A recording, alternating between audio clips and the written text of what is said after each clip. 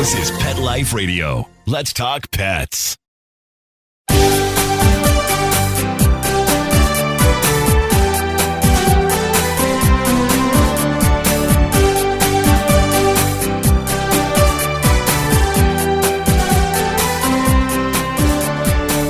Hello and welcome to Working Like Dogs on Pet Life Radio.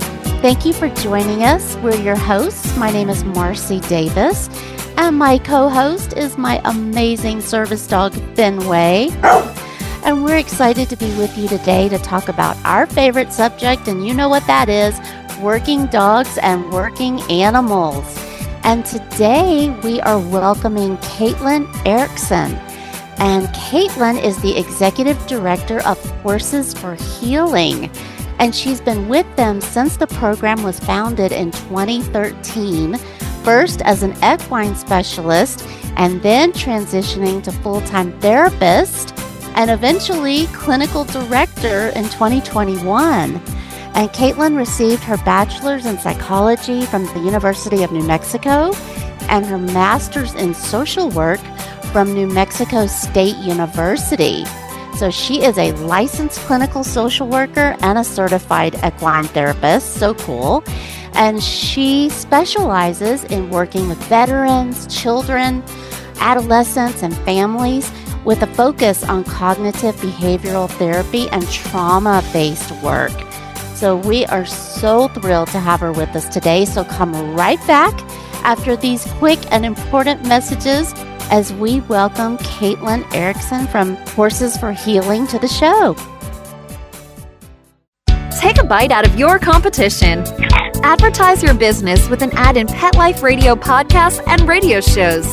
There is no other pet-related media that is as large and reaches more pet parents and pet lovers than Pet Life Radio. With over 7 million monthly listeners, Pet Life Radio podcasts are available on all major podcast platforms. And our live radio stream goes out to over 250 million subscribers on iHeartRadio, Odyssey, TuneIn, and other streaming apps. For more information on how you can advertise on the #1 pet podcast and radio network, visit PetLifeRadio.com/advertise today. Let's Talk Pets on PetLifeRadio.com.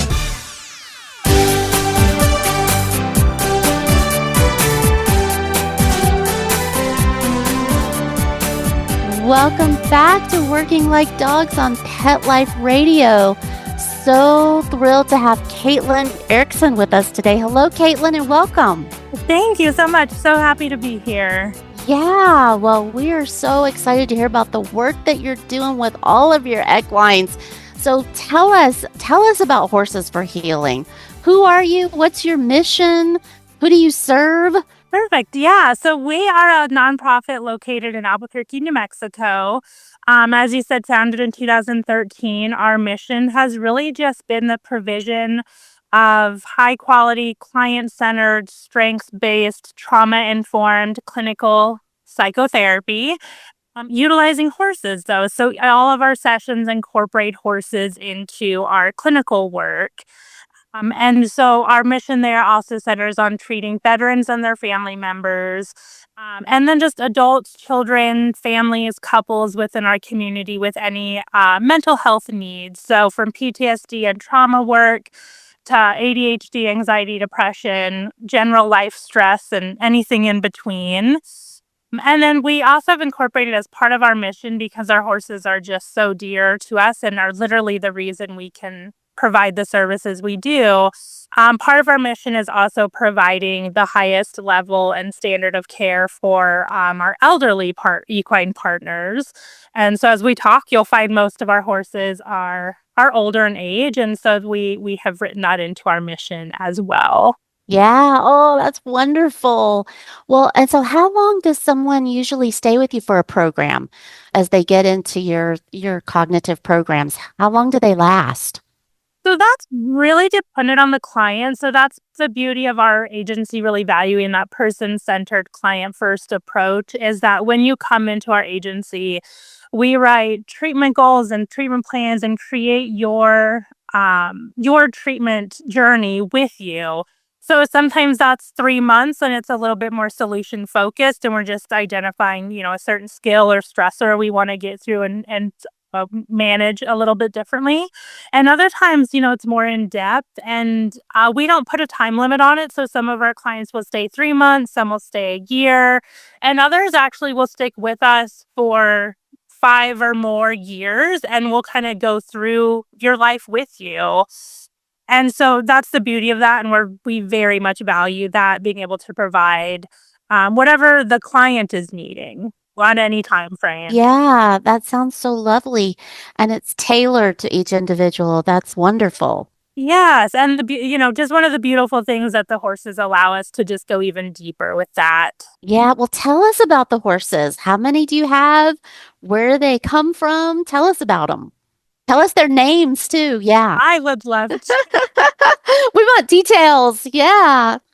So we have 12 therapy horses total. That is 8 full-size horses, and then we have 4 miniature horses as well. I call them ponies, but technically miniature horses. We get our horses from a variety of places. So majority of our horses are older in age.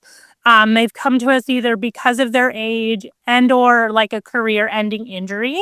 So I like to say for all of our horses, we're their second, third, or fourth career. And so all of our horses have had riding careers prior to us. And I'll kind of go through all of them because there is a lot of them. But we're their kind of long-term, forever landing spot to be well cared for, still have a purpose and a job and that connection and relationship with people, but not have the stress on their physical body of having to perform and be ridden and have that stress on their body. So we're very thankful and, for the community who trust us with their horses and reaches out to us. We love them all so much. So I'll run through their names real quick because we have 12. There's so many, but our ponies, we have Tracker, Maximus, Spirit, and Watts, like the light bulb Watts. Yes, yes. Cutest things. And if, you after this podcast, anyone wants to go look up pictures and videos of them, our social media has, they're always getting posted.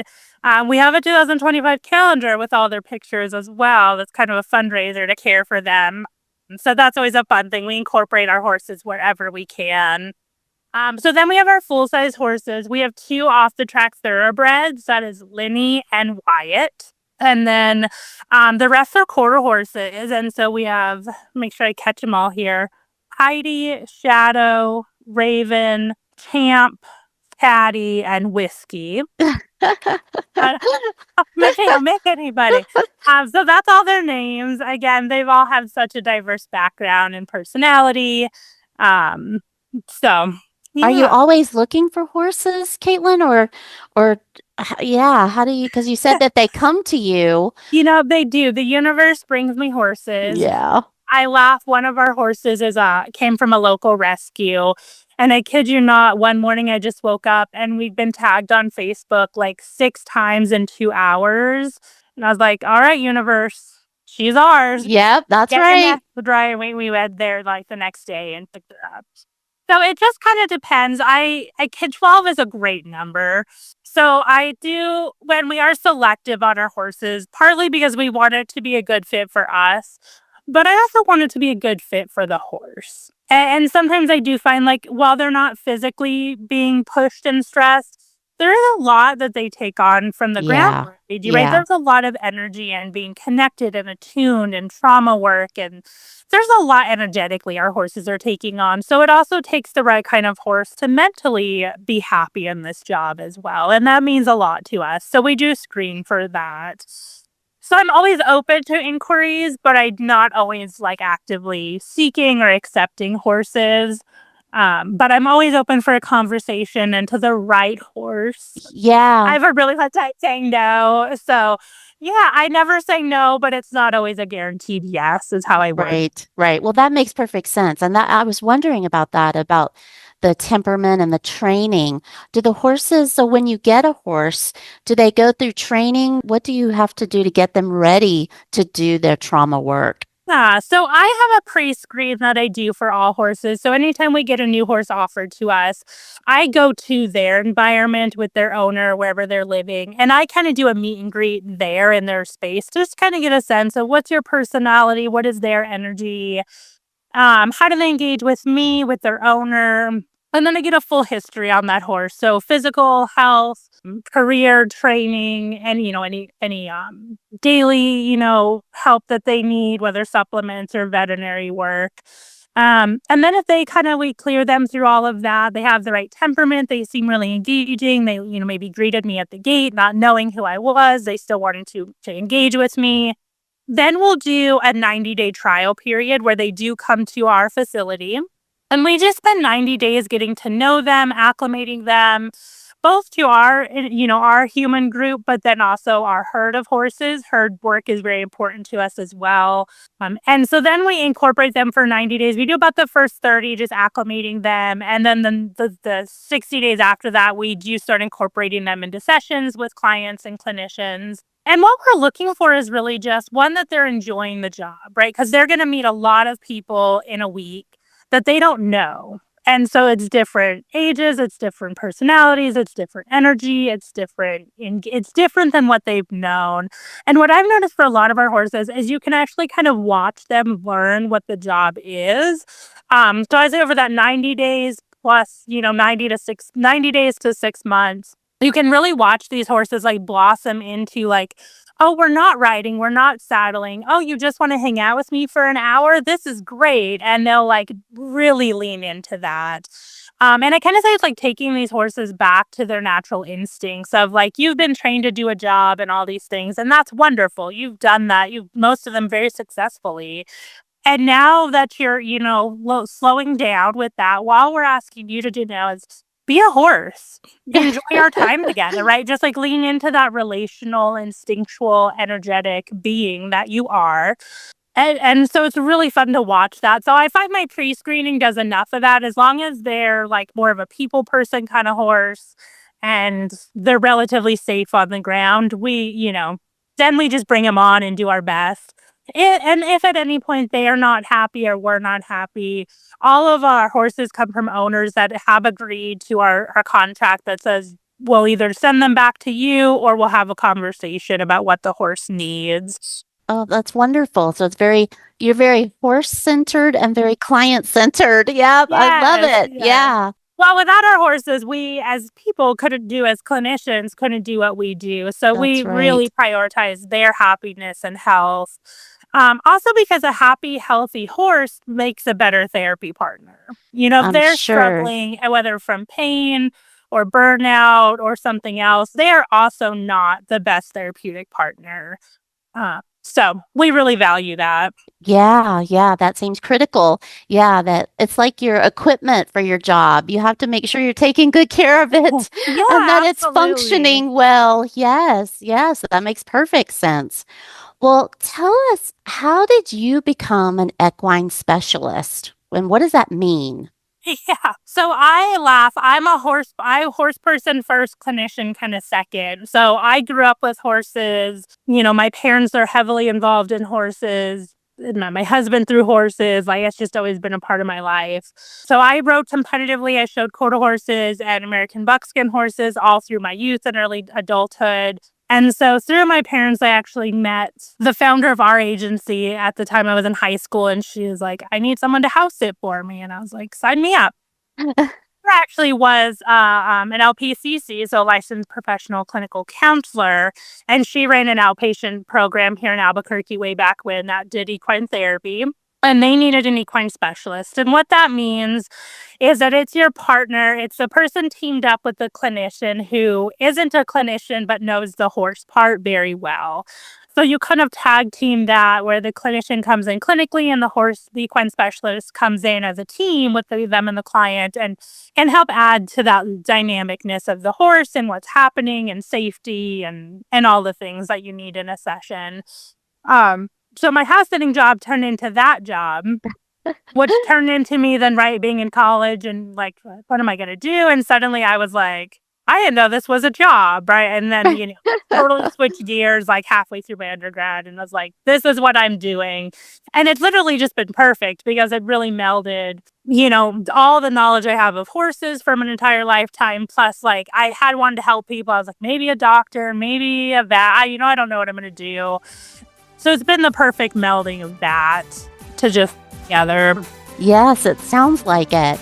Well, oh my goodness. Well, we have so much more to talk about, but we're going to take a quick break and hear some important messages from our sponsors who we love. And then we're going to come right back because I have a whole lot more questions for Caitlin and want to hear more about this equine specialist designation. So come right back.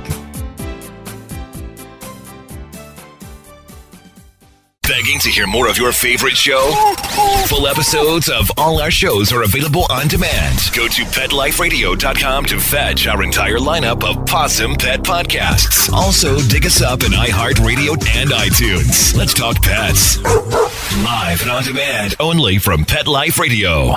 Let's talk pets Let's talk pets on Pet Life Radio. Pet Life Radio. PetLifeRadio.com.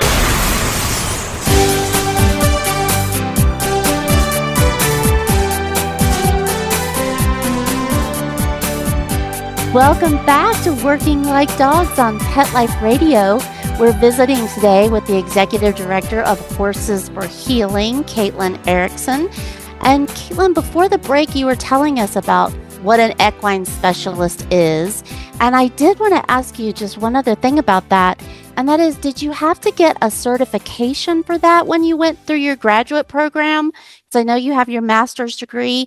Or was it just because you had all that horse knowledge? You didn't need to do that. So that's an interesting position, is that you don't actually need a certification. And back when I was doing this, oh gosh, I'm going to age myself by telling you what year.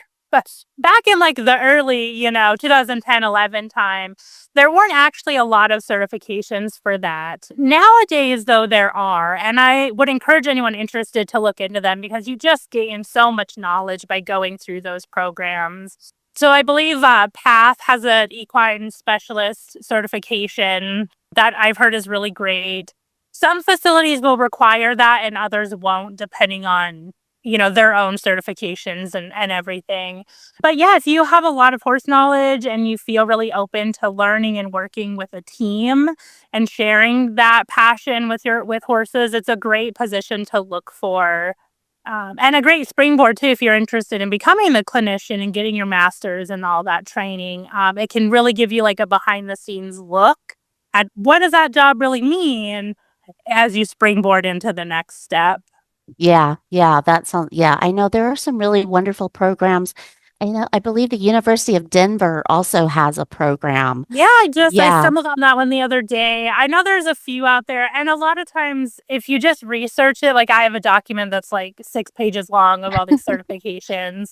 There's so many nowadays, which is, I think, so wonderful because you can also then choose and research like what fits your style, your needs, the agencies around your area, because it will all be different on which model they follow and who they're certified under. And they might have requirements as too, so look into all of that combined. Mm-hmm. Well, I'm sure our listeners are really curious to know how you use the horses in your sessions. Can you tell us more about that with individuals? And I'm guessing you do groups as well? We do all of it. So we do individual, families, groups, couples, siblings, and a whole gamut of everything. But the foundation is sort of the same for how we incorporate the horses. So it looks different because the horse and client really guide a lot of that. But the foundation's the same. So it's a lot of relationship building. So the client comes in and they're going to learn a lot about how horses communicate with us, how we communicate with horses, how our energy and body language means so much in these relationships. We're going to do trust building. We're going to do, repair work sometimes depending on that relationship. So there's always that relationship factor built in. We then also do a lot of herd observation. So really allowing the horses to live together and the client to find connection and, overlap between how horses living together often mirrors and can reflect a lot of human nature as well. Then there's obstacle courses. So we also, our clinicians are trained on how to help clients build their own obstacle courses, or we have a whole library of obstacle courses we can build. And that gets into a lot of metaphorical work, and our horses are a part of that journey. So, within each session, the horse can represent different things within that journey or just support and teamwork. But that's a really great time to take these really complex, they're like mental health, brain-oriented concepts, and it breaks it down into a much more tangible black and white idea for people to understand and connect with on a different level. So there's so much magic that can happen there. And sometimes it's just proximity. It's just being with your horse. It's mindfulness, somatic work, grounding, breath work, nature based, right? So much of that is just a part of session, no matter what we're doing activity wise. And again, clinicians, right, are trained on how to incorporate all of that into session. And then as you take all of that and put on these, clinical theories and models on top of that, you just create this environment where the horse is such a big part of that, and we just create magic within every cranny. Yeah, it sounds like magic. Yeah. Well, give us an example of what do you do with clients for trust building activities? Yeah, so it can be two-layered, right? Some of that's trust building with the clinician and client, and some of it's between client and horse. So some of that might be like starting on day one is they get to go meet all the horses and pick their own horse. So Wow. it's really like already enabling them to go through and spend a whole hour meeting all 12 horses. And so we're getting to approach, we're getting to breathe with them, we're getting to observe them, we're learning about their different personalities, and then finding connection and trust right from the start. That's not dictated by the clinician. That's very client-led and centered. And from there, then it's really just incorporating, again, at the client's pace, we'll learn how to halter our horse, how to lead them, how to groom them. Why is grooming and leading important? How do we connect with our horse through all of this? And so that can take 8 sessions or that can take 3, really depending on the client and the horse and their dynamic. Sometimes it literally is just like putting your hands under their nose and feeling their breath on you and being able to breathe with them.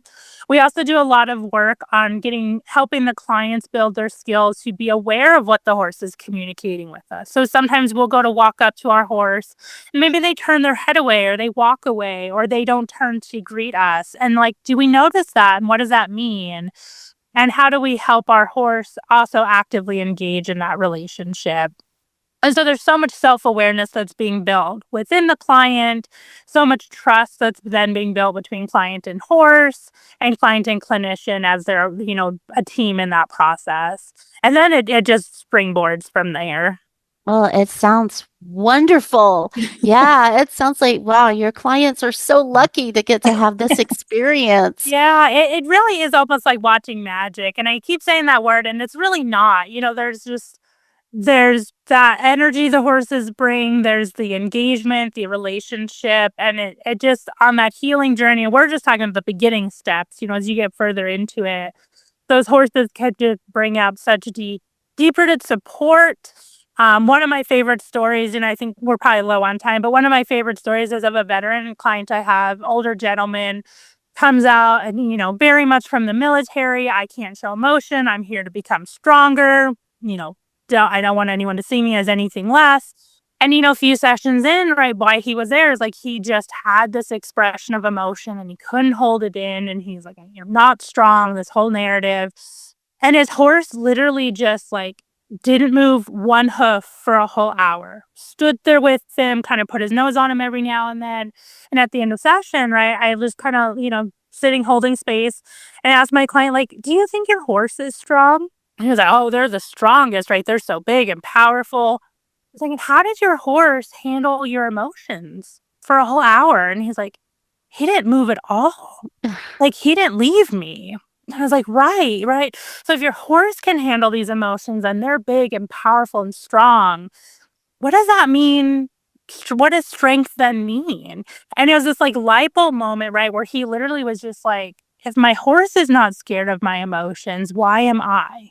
And it's just like, that's just this example of how like, just by being so present these horses can completely change the narrative we have, especially for trauma, but any kind of mental health struggle, even just general life stress or PTSD, ADHD, anxiety, anything. They have such a great way of just attuning and connecting and challenging that narrative we tell ourselves. Mm-hmm. Yeah, and it impacts someone, I'm sure, so much greater having that awareness brought to them by that horse than it could with just a clinician. It Yeah. does, it does, and, like, the model we follow, right, is also that we are really big on allowing our client to have a voice in what they're interpreting from their horse as well. So it's also not just a clinician with a horse coming in going, "Well, here's what your horse is telling you, and here's what it means," but it's really asking the client, though, like, "What are you noticing about your horse, and what does that mean to you?" Right, and there's that strengths-based, person-centered again, where it's like, we can come in and tell them we have expertise and knowledge, but it means more when it comes from the client and we're guiding, we're not, we're a very active part of this process, but we are also not like an authoritative part of that process. So our clients really do have a lot of their own self-driven insights and connections to the process, which I think just makes the long-term effect so much Mm-hmm. stronger. It's so much more powerful. Yeah. Yeah, yeah. And like you said, and long lasting, I'm sure too, that always stays with them. Yeah, that light bulb moment, as you called it. Yeah. Yeah. It's so fun when that happens too, to just be Yeah. You it's so see it. special, right, to be Yeah. to that, and be a part of that journey for so many. Yes, what a gift. Yes. Yes, what you do is not work. Yeah, that is magic performing. But a lot of skill behind it. I give credit to, myself and all these clinicians. We do put a lot of time and effort into learning how to facilitate this in a way where it really does work. Because there is a lot of skill behind being able to facilitate this with such fluidity that it looks like magic is happening. Yeah, but you guys are really have the wand. Yeah. Yeah, Yeah. you have the magic wand. Yeah, because I can only imagine how much work it is caring for these horses. Do you have volunteers that help you, Caitlin, or is it all your staff does all the work? So kind of a mixture. I'm really, really big on making sure like the horses are always cared for. So I do have a barn manager and paid barn staff who do every feeding, all the stalls, 365 days a year. Again, my preference is to make sure there is no doubt they will always have the care that they need. And we do utilize volunteers as well. So my barn manager oversees that for me. And she's wonderful. So she has volunteers in there Monday through Friday with her, and they come in and they'll help clean stalls, prep the grain, all, whatever facility work needs to be done. And then she also lets them join her when she is going to do any kind of work with the horses. And so they gain a lot of knowledge from her as well. So it's a great team environment and very opening, right? So we're big on like helping the next generation of clinicians. So I have interns constantly. And Perfect. a lot of our interns will actually reach out and start by volunteering in the barn with my barn manager and then work their way up as they start their masters to intern and then they graduate. And occasionally we hire them on as a clinician after that. So it's really fun to watch that be such a great space in the barn for anyone of all ages and skill level and interest to kind of come in and just find value in their day by having purpose with the horses versus having a larger purpose of clinician eventually or whatever that looks like. Yeah. Oh, it's such a beautiful model for everybody, for all the participants. And that's really our goal. When we were Yeah. founded, that was sort of what our founder said, and I was with her right from the start with that was we wanted to create a behavioral health agency that felt like nothing Albuquerque had to offer at the time, Mm-hmm. right? Equine therapy alone would have done that, but she was in the behavioral health field for so long, right? It was like, let's not just create something that's different because of the horses. Let's create something that's different on every level. Yeah, it's so purpose driven at all levels. Yeah, Exactly. that's so cool. I'm sure that what you charge for services doesn't cover everything. Where do you get your funding from and how do they have to pay to come for services? Tell us about that. So I'll start with how people pay for services. So because we are licensed mental health professionals, insurance does recognize what we do as psychotherapy. So we accept most commercial and Medicaid insurance plans, which really helps the accessibility of services. Yes. And so if you don't have insurance, though, we do have private pay rates. There's a sliding scale for that as well. We do have a state-funded in New Mexico Behavioral Health State Department funded grant, and that covers all our veteran services and their family members, which is really amazing. So it covers not just the mental health therapy that we provide, but within our agency, we have also contracted out to other holistic providers in our community to provide wraparound services free of cost as well. So veterans and their family members also have access to a yoga instructor who actually works on site and uses the horses in her yoga. And then a Chinese holistic medicine doctor as well, who does acupuncture and trauma release massage and herbal remedies and more. So that grant is such a gift to all our veterans and their family members. Yeah, that's excellent. Yeah, it's amazing. And then we do fundraise, we do donations. Like the calendar I mentioned earlier is one we do every year to help care, the cost to feed the horses and everything. During the summer, we do what we call movie night with the horses. And so we literally put up a big screen on the barn and you pay, whatever your admission fee, and we all come and literally watch a movie in the middle of the barn with the horses. How fun! So fun. So there's like community engagement there too. And fundraising, we are so thankful for our donors and community who think of us and support us all the ways. You guys are just doing it all. That is so wonderful. Well, I could talk to you about this all day, Caitlin, but I know you're busy and you need to get back to your horses and your clients. But I am just so grateful for the work that you're doing and the impact that you're having. It's just so well-rounded, holistic. It's everything. Oh, thank you. Checks all the boxes. Thank you so much for this work. Well, thank you for having us. And anyone who wants to learn more, you can check out our website. Tell us your website, Facebook, Instagram, any of your social media. Yeah. The website is horsesforhealingnm.org. That's all spelled out. And same for our Instagram, social media, TikTok. The handle's just at Horses for Healing NM. Okay. You'll be able to connect with us through all of those platforms where we try to be fairly active on there. TikTok is just for fun. So literally, if you just want to see like the therapy horses and ponies and like be there with us, that is a dedicated platform for just fun horse stuff. Instagram, Facebook, and our website, though, is where you'll get a whole mixture and more about our programs and what is equine therapy and who we are and all the things. We love connecting and checking that out. If you want a calendar, there's a link for that. If you want services, there's a whole thing for that. So definitely check it out. Give us a call, email, whatever works. Fantastic. Yes. Well, I'm going to get on right now and get my calendar. Awesome. Yes. Well, thank you so much for what you're doing. And we love it. Yep. Can't get enough of it. Thank you so much. It was so fun to talk with you. Thank you, Caitlin. And thank you, everybody, our listeners. We love you, and we're so glad that you're with us. And you know how much we enjoy hearing from you. So please keep your emails coming. Any questions, comments, or ideas for future shows, we love to hear from you. And you can email me and Fenway at Marcie, Marcie, at petliferadio.com. So thanks so much for being with us today, and take good care. Let's Talk Pets, every week on demand, only on PetLifeRadio.com.